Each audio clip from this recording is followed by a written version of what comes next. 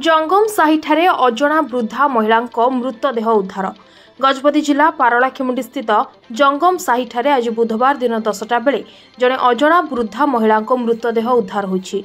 मृत वृद्धा महिला जनक भिक्षावृत्ति करी जीवन बिताउथिबा बेले से जंगम साही मद दुकान रास्तार थिबा भड़ा घरे रहुथिले। सूचना अनुसार उक्त महिला जनक कौनसी कारणरू मृत्यु होइथिबा बेले किछि लोक तांकु उक्त भड़ा घरु बाहर को आनी देथिले, किंतु उक्त भड़ा घरर मालिकंकु फोन करिबारु से फोन उठाई नथिले। भड़ा घर देले ग्राहकंक ठारु समस्त परिचय तथ्य रखिबाकु बाध्यता थिबा बेले उक्त घरर मालिकंक पाखरे मृत वृद्धा महिलांक किछि परिचय पत्र रखिथिले कि नाही ता अस्पष्ट रहिछि। एही मृत्यु खबर पाई घटनास्थल में पारलाखेमुंडी पुलिस पहुंची तदंत आरंभ करिथिबा बेले मृत महिलांकर सेपरी केही नथिबा जानिबाकु पाइथिले।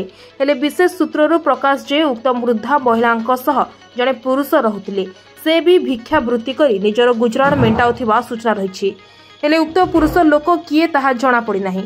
परे पुलिस पक्षरु उक्त वृद्धा महिला महाप्रणाय गाड़ी रे जिला मुख्य चिकित्सालय को नहीं रखिबा एवं परिचय पाइबा परे ही एहार सत्कार कराजिबो बोली पारला पुलिस पक्षरु कहा जायछि।